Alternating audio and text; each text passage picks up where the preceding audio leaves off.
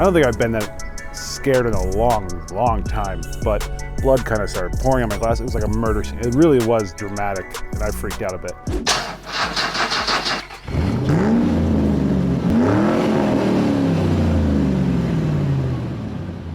Welcome back to another episode of Broken Mirror, guys. If you're new to the channel, we've been working on my 2006 Audi A4 that has 138,000 miles that I bought for $500. In the last episode, if you haven't seen it, we found out that the timing chain was broken, and that's why the car broke down on the side of the road where I ended up buying it.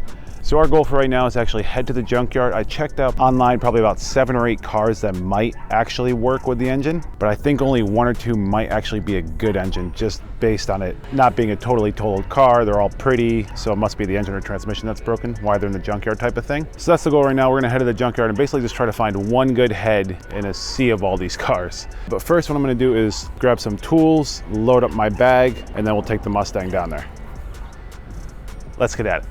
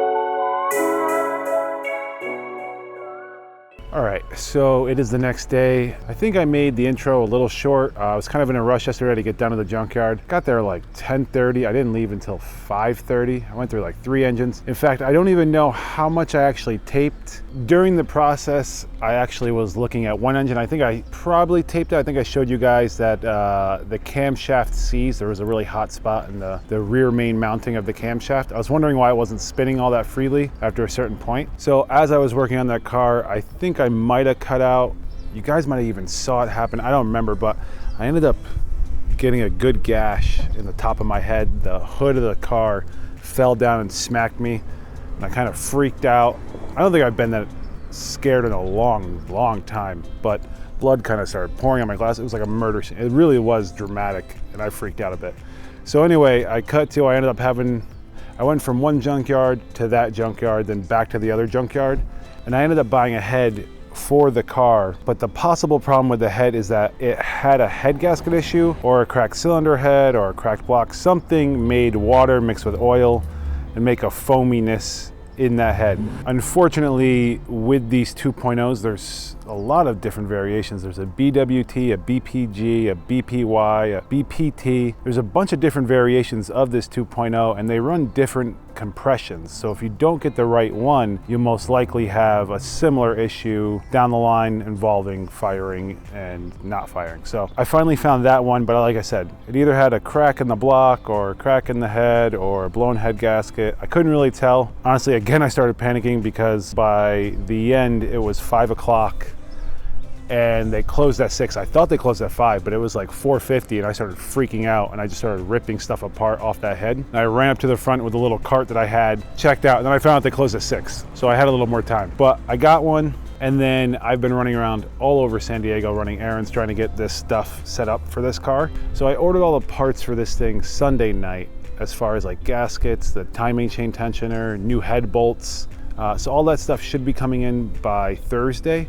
And then this morning I had to run over to the machine shop and get the new head that I got yesterday checked, just to make sure I didn't buy a cracked head and waste all my time. So I think it was like 50 bucks to get it checked for pressure, and I think they're charging me another 50 to refinish the surface to make it a flat surface to adhere the head to the cylinder block. So this way there's no warp at all or any reason why a head gasket would be an issue next time. So altogether it was 100 bucks. It was way cheaper than what I've been seeing online and in videos and stuff. It's just like a father and son shop. Very cool, very nice guys. I learned a ton about camshafts and how it all works. Things that I thought I knew, I definitely learned a lot more in like 5 minutes just talking to the son there. It's very cool. So really stoked.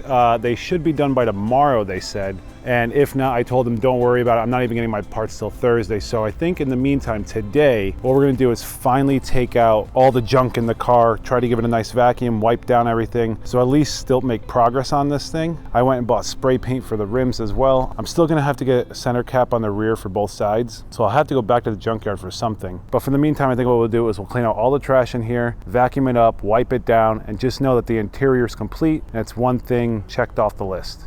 Sorry, that was really long-winded. Let's get at it.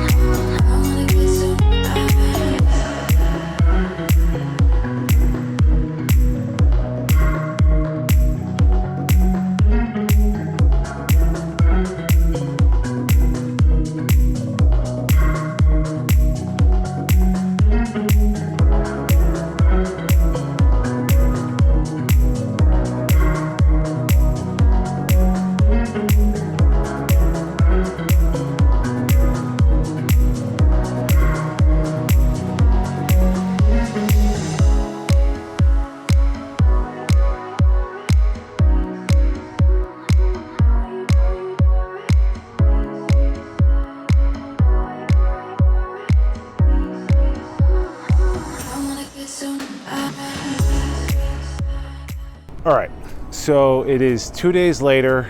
Yesterday, what I ended up doing was I got the head back from the machine shop. Came out pretty good. And I've been waiting for my parts to arrive to redo basically all the gaskets and the seals in the head. I'm really excited to do this. I've done this before on smaller engines, probably 10 years ago or so. So I'm excited to do it on a car for the first time, but my package has not arrived yet. So I've been sitting like a kid waiting for Santa, just waiting in the window every 10 minutes, just checking to see if my package arrived. It's not arriving yet. So finally I've decided what I'm gonna start doing is pulling off this head to get it prepped and ready so we can switch them fairly easy. So that's the goal for right now. The first thing we're gonna focus on is the intake manifold and then probably the exhaust manifold after that. It's gonna be tedious and very time consuming to get done, but that's what we're gonna aim at for now, just so we're not wasting any more time. And then probably once the parts arrive, if it's still daylight out, I'm probably literally gonna drop everything, bring the head into the backyard and start pulling that thing apart. Let's get at it.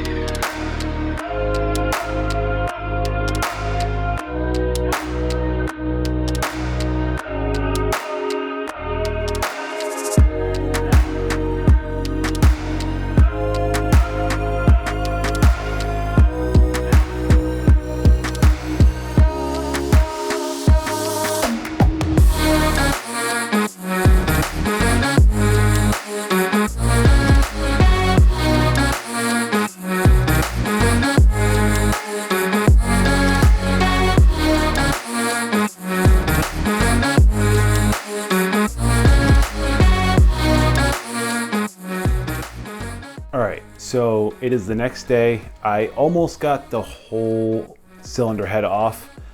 There's like 2 bolts left to the exhaust, and then I should be able to pull that thing out. It's gonna be a little tricky. They're the hardest 2 bolts. Oh, and I still have to get the timing belt off. So we're getting pretty close. But last night, like towards almost darkness, I got in all the gaskets for the head. So we're gonna start working on the head today, and I'm gonna use a few little tricks to kind of make this a little easier and faster. Shout out to Old School Funk on YouTube. This guy has some really creative and unique ways to be an at-home mechanic on the cheap. So basically, these are gonna be the 3 supplies we're using: magnets, piece of foam from like a pool noodle, and some rope. So yeah, first I'm gonna take out the camshafts, then I'm gonna take out the lifters and check all the lifters to make sure they're good. Then I'll probably put a little more oil back in them. And then I'm going to take off all the valve springs and take off all the valve seals and then put on the new valve seals. It's gonna be a little bit.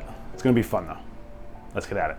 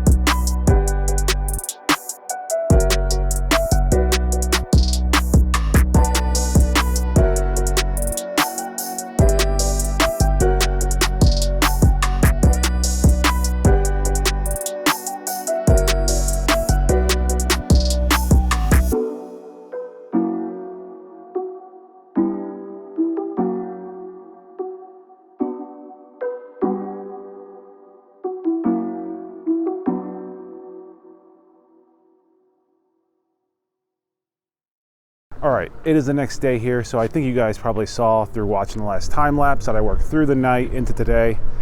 Guys, I spent probably 11 hours standing right there yesterday trying to figure out how to get those valve springs back on.